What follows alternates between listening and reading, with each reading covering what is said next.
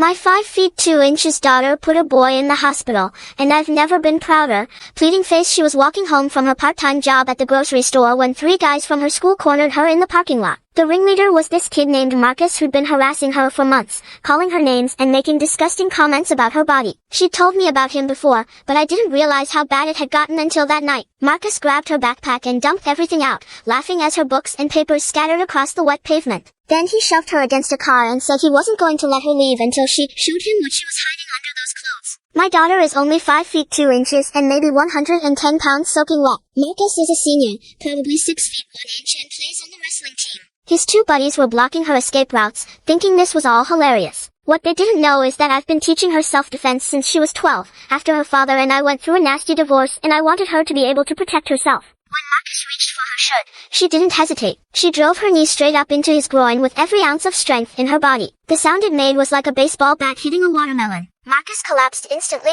vomiting and screaming in a pitch I didn't know teenage boys could reach. His friend stopped laughing real quick and just stared as he curled up on the ground, gasping for air between sobs. She calmly picked up her scattered belongings, called 911, and waited for the ambulance while Marcus writhed on the asphalt like a dying fish. When I got the call from the hospital, they told me Marcus was in surgery. Apparently, my daughter's knee had done some serious damage. The doctor used words like severe trauma and potential long-term complications. 3 days later, his parents showed up at our house with a lawyer, absolutely furious. They were screaming about how their star athlete might never be able to have children and demanding we pay for everything, including future fertility treatments. His father was red-faced and shaking. Your psychotic daughter destroyed my son's future. We're suing you for everything you have and pressing criminal charges. I calmly invited them in and pulled up the security footage from the grocery store parking lot that I'd already obtained. We all watched Marcus dump her stuff, shove her against the car, and reach for her shirt while his friends recorded and laughed. We watched my 110-pound daughter defend herself against their 180-pound star athlete who was trying to assault her. The lawyer shifted uncomfortably in his seat. Marcus's mother went pale, but his father wasn't backing down. I don't care what that footage shows. She could have just screamed for help. She didn't have to destroy his manhood. Your son has been harassing my daughter for months, I said calmly.